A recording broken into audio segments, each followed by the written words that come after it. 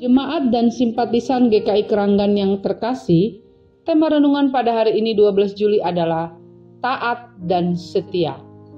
Pembacaan Alkitab pada hari ini diambil dari Yeremia 13 ayat 1 sampai 11.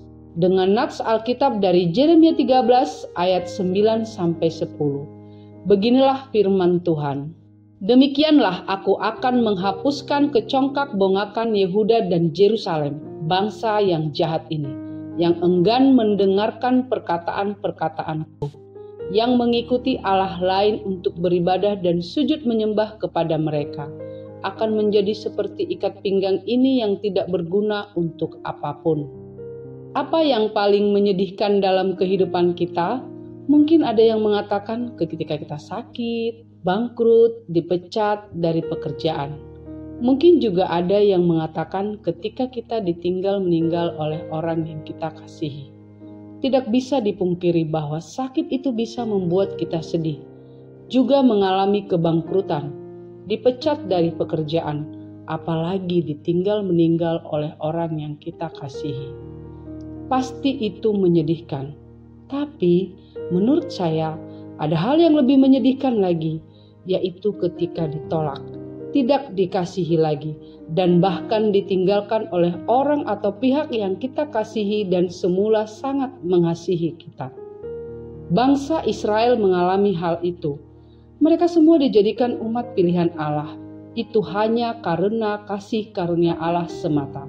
Artinya, pemilihan itu benar-benar hanya berdasarkan kebaikan Allah dan bukan karena pihak Israel.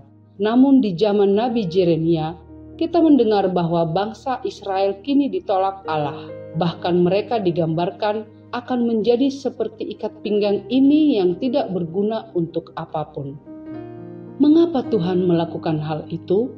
Itu semua terjadi karena kedegilan hati bangsa Israel dan sikap mereka yang beralih pada Allah yang lain.